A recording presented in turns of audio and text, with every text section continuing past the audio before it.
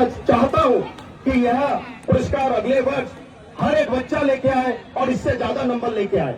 आज मुझे ये कहते हुए बहुत खुशी का अनुभव होता है कि मैं लगभग भारत के आधे से ज्यादा तीर्थ स्थानों पे जा चुका हूँ, चारों धाम जा चुका हूँ, लेकिन शक्ति फारम जैसा पुण्य भूमि शायद ही कहीं हो।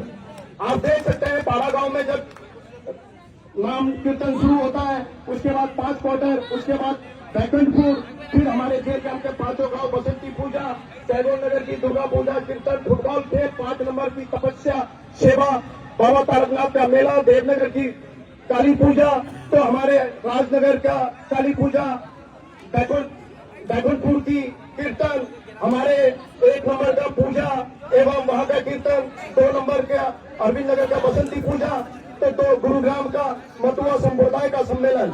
इतना महान महान त्योहार होने के बाद भी आज मैं अपने सभी बुद्धिजीवियों से एक क्वेश्चन करना चाहता हूँ, एक प्रश्न पूछना चाहता हूँ कि जहाँ हमारे पास छोटा छोटा एक चोरी होता है, कोई एक मामला होता है, बड़े बड़े मामले हो जाते हैं, लेकिन आज हर 10 घरों के बीच में एक स्नैकिया मिल जाता है, जिसके लिए कोई प्रयासरत शायद ही नहीं हो पा रहा है।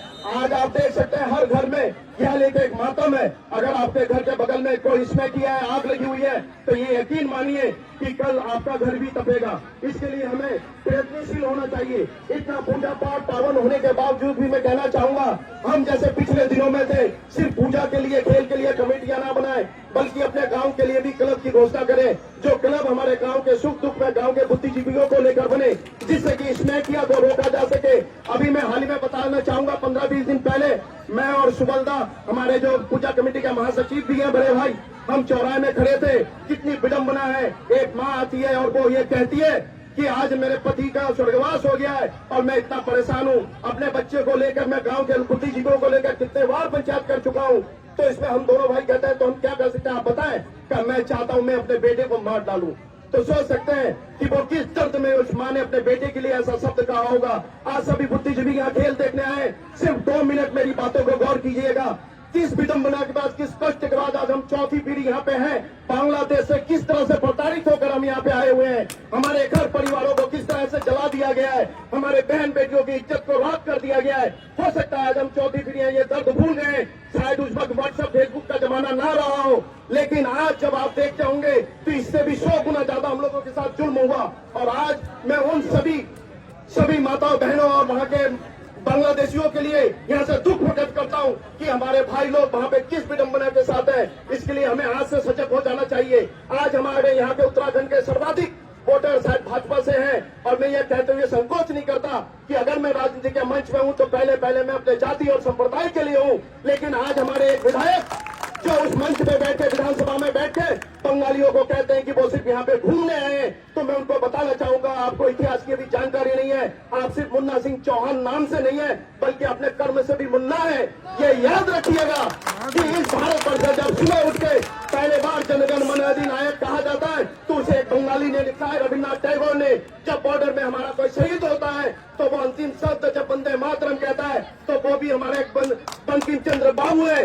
जब हमारे यहाँ कहता है तुम मुझे खून दो मैं तुम्हें आजादी दूंगा, तो वो हमारे सुभाष चंद्र बोस है। जब सनातन की सारी परचम पूरे विश्व में लहराया जाता है, वो हमारे स्वामी विवेकानंद जी है। आपको किस परिभाषा में कहे कि बंगाली क्या है? बंगाली सुबह से शाम तक इस देश के लिए अपनी जान देने को तत्पर होता है। अगर आप इस तरह से आकेंगे तो ये भी याद रखिएगा कि हम वोट की राजनीति नहीं कर रहे हैं। यहाँ से ना मुझे कोई नेता पढ़नेता और कुछ बनना है, लेकिन इस संप्रदाय का हूँ, आपकी शासक भी हूँ, अपनी जाति के लिए, अपने संप्रदाय के लिए, अपने समाज के लिए, अपने देश के लिए बोलूंगा। चाहे मेरी आवाज वहां तक जाए ना जाए, पर मुझे इस बात का दुख है कि वहां पे मुख्यमंत्री और हमारे माननीय मंत्री जिन्होंने यहाँ पे इतना विकास किया है, उनके सम्मुख इतना बड़ा एक आघात किया, इसका प्रतिरोध होना चाहिए था। हम यहाँ पे रह के मैं यहाँ से इसकी निंदा करता हूँ।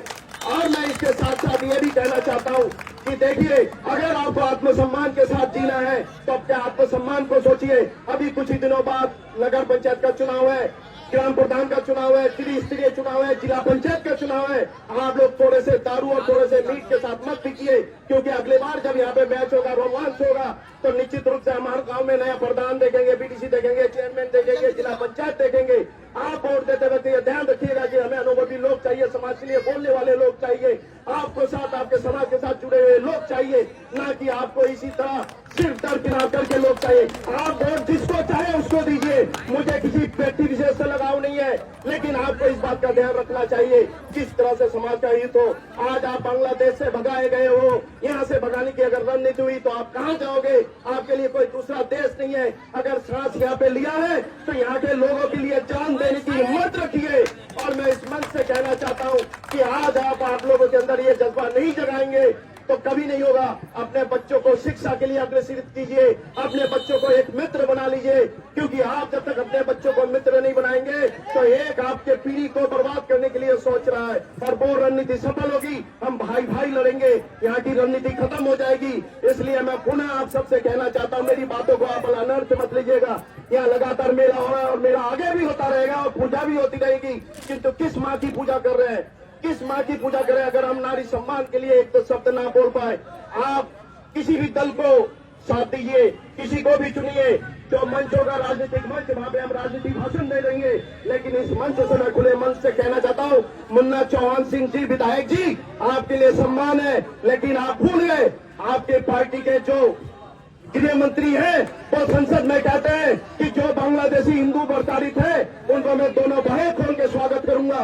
और यहाँ पे आए चाहे उनके पास कोई कागज ना हो, मैं यहाँ पे उनका राशन कार्ड, परिवार रजिस्ट्री या भारत की नागरिकता दूंगा। और आप हमें कहते हो हम कलकत्ता से यहाँ घूमने आए, आपको अभी पता ही नहीं है हमारी संस्कृति के बारे में, इसलिए आप ये भूचाल यहाँ मत लाइए।